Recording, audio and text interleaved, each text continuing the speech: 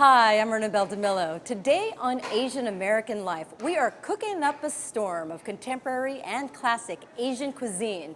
And what better place to do it than right here at Brooklyn Kitchen in Williamsburg, a one-stop shop for food lovers. You don't have to travel far to find exotic ingredients or cooking ware. Brooklyn Kitchen has it all. A marketplace plus a kitchen lab for private cooking classes. You can pick any of your favorite Asian dishes to try, from Indian and Thai home cooking to Vietnamese street food.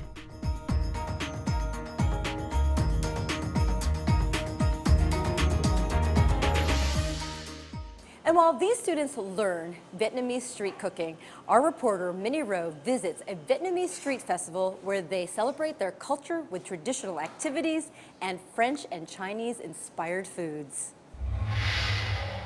I'm Minnie Roh. The Harvest Moon marks one of the biggest holidays in many Asian cultures. Here in New York City, the Vietnam Heritage Center is hosting a festival to introduce how they celebrate their traditions and the holiday.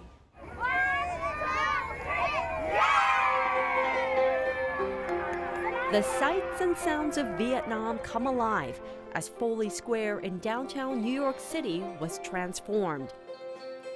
These festivities are a replica of how Vietnamese around the world observe a very important holiday called Tết Trung Thu, the Harvest Moon Festival. It falls on the 15th day of the 8th month of the lunar calendar, when the full moon is especially bright. Can you tell me about the significance of this holiday in your culture? Back in the day when we were more agriculture-based, it's in the harvest season. So it's a way for us to celebrate like a very successful harvest. People played Vietnamese games. Children reenacted traditional stories. And he brought her back to life with the leaves. Yeah. Wow! And everyone got busy making lanterns for the big procession at the end of the day. Good job. And as with any holiday, food takes center stage. It's traditional in Vietnamese culture to give out mooncakes like this, stuffed with a variety of fillings. Mooncakes get their name from, you guessed it, the moon shape you see in this cake. Fillings range from sweet black bean, lotus seed, to savory beef.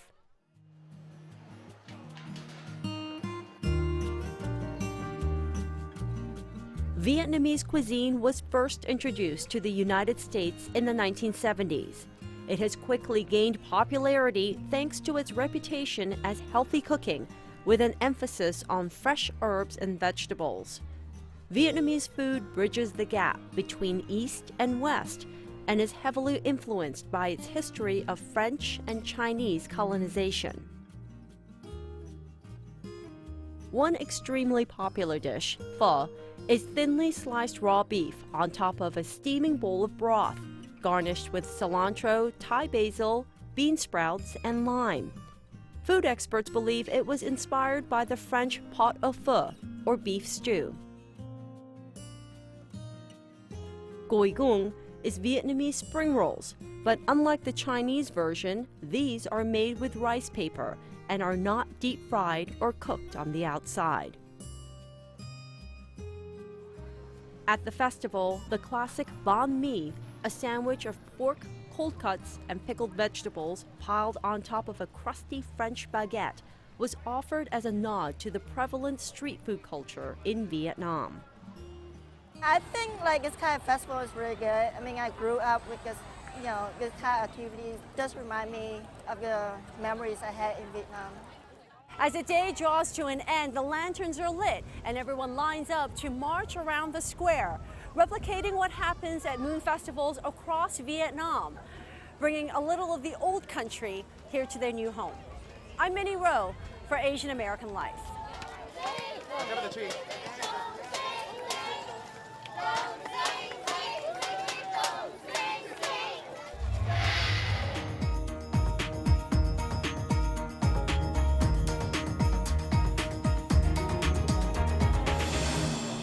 Did you know that Chinatown has 277 restaurants within a 50-block radius, all located in downtown Manhattan?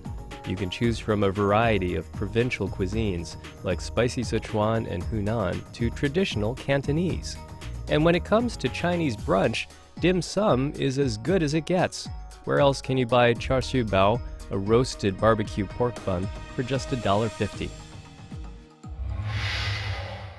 I'm Kyung Yoon, and coming up, you'll meet a New York City dad who's taking lunchbox making to a whole new level. And he's not the only one.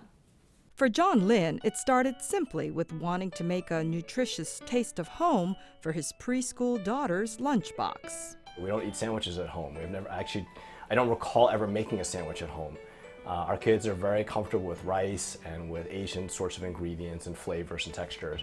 And so we needed to sort of pack something for lunch that sort of represented that so they could actually, so that my daughter would be able to eat well. But soon, the father of two got inspired by bento box creations that he saw in books and pictures, showcasing food as a visual treat. And I discovered that there's an entire culture of bento making in Japan where parents would make bento boxes for their kids. And they often have like cartoon characters or TV characters, and they do it in a way, again, that makes the eating experience fun, and it makes it an enjoyable thing, and also is healthy. So that's what I ended up doing. And when John shared photos of his bento boxes on social media, the response was overwhelming, something that took him by surprise.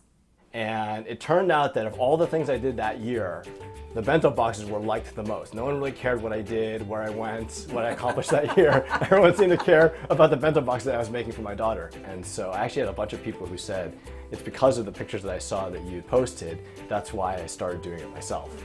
John and his friends are part of a growing trend in the United States. Bento boxes are becoming more and more popular as a healthy and portable meal, lovingly seasoned with a dose of fun. Retailers like Williams-Sonoma, Pottery Barn, and Amazon have taken notice, and online customers can find everything from containers to vegetable cutters to precision tools for making that perfectly arranged bento art. I've been pretty amazed at the amount of gear and the number of tools that you can purchase to help make bento boxes, and like the kinds of like books and the pictures you can find online that sort of show you all the different creative ways of putting together a lunchbox. It's pretty amazing. We could probably put maybe like 2 or 3 rice balls in here, and then what you can do is you can actually punch a little seaweed face onto the rice ball. No. Yes.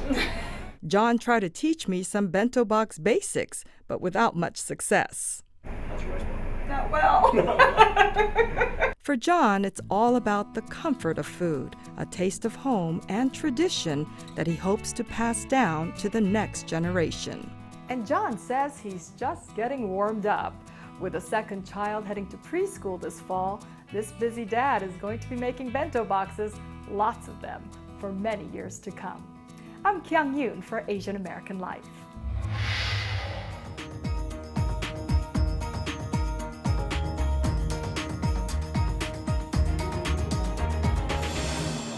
Next to Chinatown, Koreatown on 32nd Street between 5th and 6th Avenues draws thousands of tourists to their 62 restaurants. The most popular are barbecue houses, where you can eat meat and seafood grilled at the table. Condé Nast Traveler called it one of the coolest foodie things to do in New York, to learn to cook from some of the best immigrant chefs right in their own kitchen. I did just that with Yamani Joshi of League of Kitchens in Queens. Yamani Joshi, born and raised in Mumbai, India, is the perfect person to teach anyone how to cook a traditional Indian meal. She's been cooking since she was 10, when her mom gave birth to her younger sibling. So one day she told me, I have to go hospital, so can you make something for your dad? When You were 10 years old? Yes, I was 10 years old. Today, she welcomes students in her Kew Gardens home. She is one of several chefs who are part of the League of Kitchens, an organization that offers cooking classes from a wide variety of immigrant cooks. It's the brainchild of Lisa Gross, whose mom is Korean American. So actually after college, when I was really cooking on my own a lot more and really fell in love with cooking, I wanted to cook Korean food and tried to teach myself from cookbooks, from the internet, but somehow nothing ever tasted as good as when my grandmother made it. Wouldn't it be amazing if there were, you know, quote unquote grandmothers from all over the world in New York City who you could go into their home kitchens and learn from them and learn their family recipes? There are currently 6 immigrant chefs from Korea, Bangladesh, Greece, Lebanon, Afghanistan, and India, and they all had to be more than just great cooks. So we're really looking for people who have a deep knowledge of their cuisine beyond being just a good home cook, that they're really familiar with traditional artisanal techniques and recipes, that they're warm people, great hosts, have the potential to be great teachers because not all of them have taught cooking before, and that they're comfortable telling their story and sharing their culture. And Yamani fits the bill. She greeted us with a warm hug and a table full of sweet appetizers, from baked goods to fruit. After a quick bite, it was time to get down to business. She taught me one of the dishes from her Southern Indian immersion workshop. So what are we going to make? Today we're going to make a choli. This is called a long beans. For this dish, you'll need long green beans, which can be found in most Asian stores, fresh green chili, fresh ginger, mustard seed, turmeric, asafoetida, coriander, freshly shredded coconut, salt, and sugar. After cutting off the tips, we start by chopping the long green beans. She teaches me a secret. Keep the rubber band around the beans for easy chopping. Next, we grate the chili, 4 to 5 hot green chilies, depending on how hot you like it. So you see the chili? Smells good. You could really smell that. Fresh chili. Then we peel and grate the ginger. After we chop, it's time to cook. First, heat the pan on the stove to absorb any water. Then we add the oil. Then the mustard seeds. The seeds will start popping when the oil is hot enough. Next, add Yamani's secret ingredient, asafoetida, a seasoning found in Asian specialty markets. Then add the chopped beans. So once you put in the oil, you have to mix up properly to get a very nice green color. And a little bit water, not much. And we have to cover with the plates.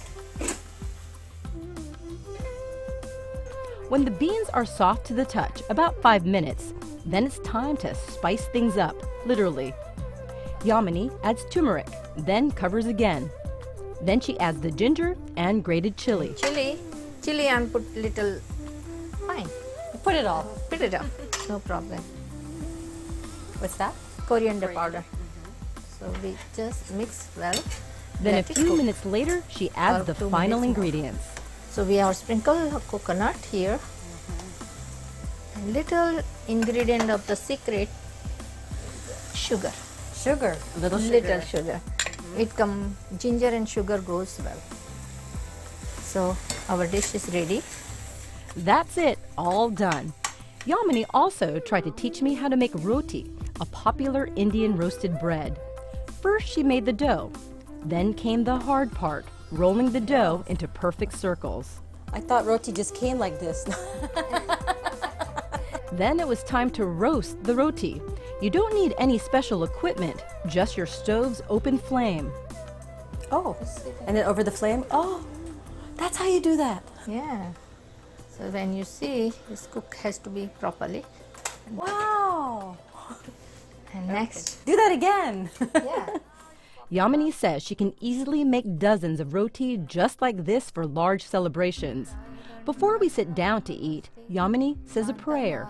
She does this at every immersion workshop. Then it's time to feed everyone, including our crew. Along with the chowli and roti, Yamani has prepared the dishes she cooks for the workshop: mixed dal or lentil, shambaria, stuffed eggplants, potatoes, tomatoes, and shallots, basmati rice, and for our sweet, shira, semolina with sugar and homemade ghee. We also eat our meal in the traditional Indian way, with our hands. We use our right hands only to put the food in our mouths.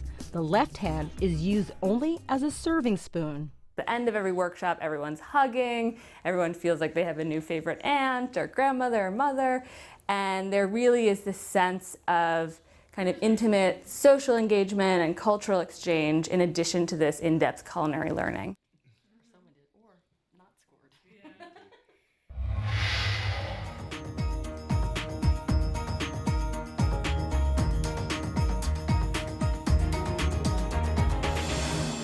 When it comes to diverse Asian ethnic cuisines, Queens reigns as #1 in the United States. People from all over Central and Southeast Asia flock to this borough.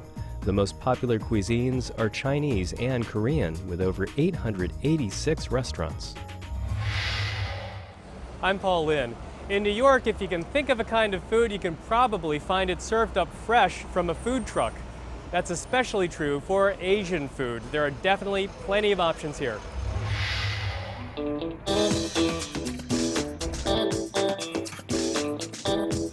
So we offer chicken leg over rice, pork chop over rice. It's basically white rice, pickled mustard greens, and pork sauce that goes on the rice, and a piece of fried chicken leg. That's what we're known for. My food is about authentic street food that you find all over the Indian subcontinent.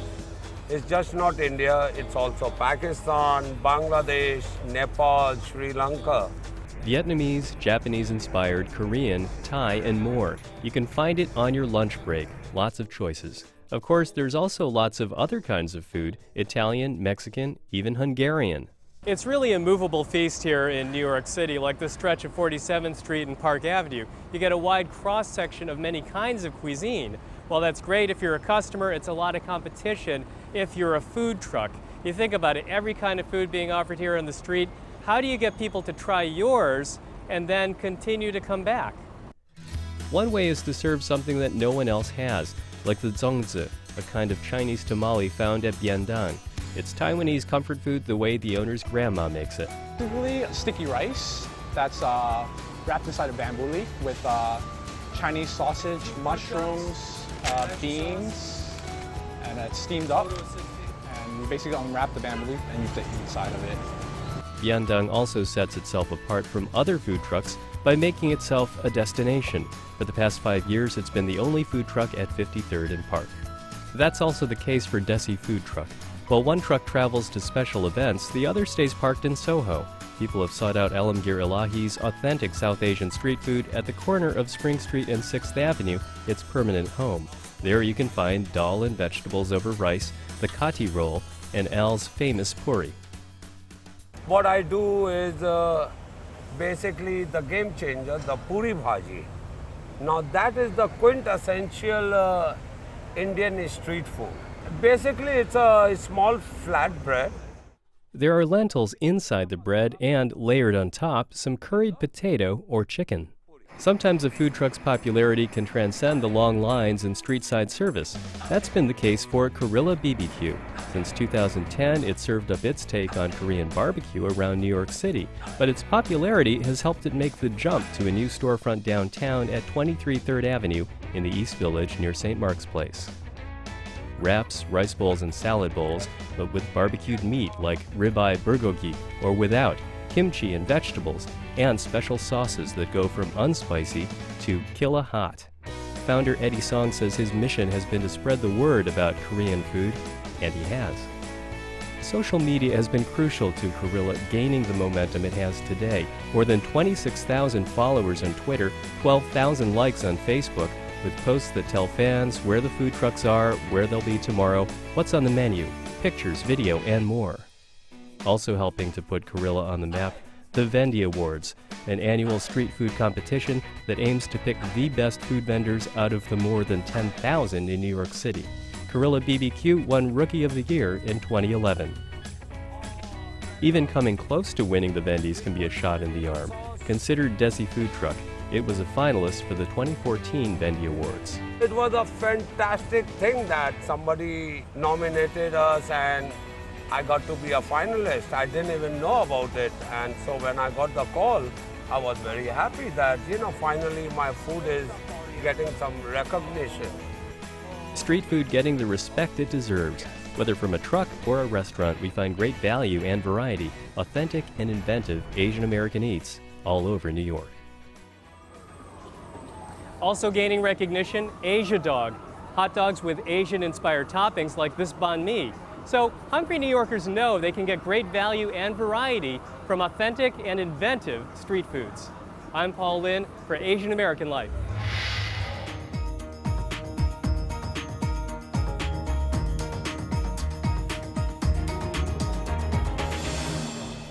Sunset Park, Brooklyn is unique to foodies in search of cheap eats. Once predominantly Hispanic, the population has become increasingly Asian since the 1980s. Now the neighborhood is serving up cuisine ranging from Vietnamese, Yunnan, Malaysian, Thai, and Chinese. If you have a sweet tooth, you'll find plenty of Asian bakeries or tea houses from 5th to 8th Avenues. Well, my favorite Asian food is pho. And I just like the idea that you kind of get something that's really simple and plain, but you get to add a lot of different ingredients on top to sort of customize it to your flavor. So you add the sriracha, you add the bean sprouts, and yeah, delicious. My favorite would probably have to be sushi, just based on the variety of rolls and just it's fun to eat. You know, it's a social aspect to it, and they're all so good. So definitely sushi tops the list, but Chinese food is a close second. My favorite dish would probably have to be pad thai, chicken pad thai in particular. It has that like sweet flavor to it. Definitely chicken pad thai. Up next, Asian American Life reporters weigh in on Asian cuisine right here at home. The amazing thing about this food truck story that I was able to find out is the more I was able to visit these places and street food in general, the more high-end you see these things are. There's a gourmet aspect to it and really a foodie aspect that you might not expect. I know, and you think about street food and it's just supposed to be very not ambitious, and then at the same time we're also thinking about something like, I think for so many people, rolling a maki sushi would be something that they would always have to eat in a restaurant. And so for me, like interviewing this dad who was making bento boxes for his preschool child, and it was really very moving for me because I realized when I came to America that I actually had totally, thought like lunch has to be sandwiches. Peanut butter and jelly sandwiches. So for him to be kind of reclaiming that and then to be making food that's familiar for his child and then talking about his non-Asian friends who are making bentos now. I thought that was really interesting. And what's so fascinating about that is just how it's not that hard to do. Right. And I think that's like one of the misconceptions that a lot of the Asian cuisines that we see, that we eat, that we order, is difficult to cook. But I've been experimenting a lot, especially after doing the cooking class and learning about Southern Indian cuisine. It's really not that hard. You just need the right ingredients. I mean, and for so instance, I know. intimidated And by for it, instance, so I'm working on a Korean bowl now. Yes, I know kimchi may be the only Korean ingredient there, but it's not that hard. Just all you need is the right ingredients. And it's so good. Yes, Yeah, it's food yummy. is just so important in the Asian culture. Just overall, Koreans, we have a special soup that we eat only for birthdays, and it's called miyeokguk with seaweed, and it goes back to when the mother has the baby and they're in the hospital and they're supposed to drink the seaweed soup because it helps bring out the breast milk. So, there's a lot of tie-ins to that. It sounds terrible, but it's It does sound really terrible, good, but it's very just good. add a little salt and You're kind of thinking about whether to have a baby or not for seaweed soup, but it's really good. Yeah, and then at New Year's Day, we have something called tteokguk, which is rice cake soup, which again doesn't sound really that great, but it's meat-based with egg and these rice cakes, and we eat it just on New Year's Day. So I think it's really important. In fact, they say you're not a year older until you have your That's right. So That's it's another reason not to have the tteokguk. This has been a really great show to explore different cultures and to learn about new types of food. I actually was able to learn something Korean, the bulgogi, which I didn't really know before, as well as the jeongsu, and then also, the puri bhaji from the South Indian. That was really good. I think just food is such a universal sort of connector and just a way for all of us to be able to not only look at differences, but I'm just like the more I cook, the more I'm so struck by how a ravioli is very much like a wonton, or it's really actually a hamburger. That idea of just you know, there's a lot of commonalities as Sure, well. in my story about the Vietnamese festival, I found out that Vietnamese food really does transcend East and West because of their whole French and Chinese influence. So they have a lot of sandwiches that are made on baguettes, which is a French influence, and then they have spring rolls that have a Chinese influence. So that's just very interesting how food really is the great connector. There's a great cross-pollination. We've seen the one stand called Asia Dog, which takes hot dogs and puts different toppings on. There's a banh mi dog that I had the other Very day. good. I've had one of those. Yeah. That's awesome. Really ultimately what New York is all about, right? And why we're so lucky. So you heard it from the Asian American Life team. New York has the best Asian cuisine in the country. If you want to learn more about Asian American cooking, be sure to stop by the Brooklyn Kitchen in Williamsburg. That's our show for now. I'm Ernabel Demillo. We'll see you next time on Asian American Life.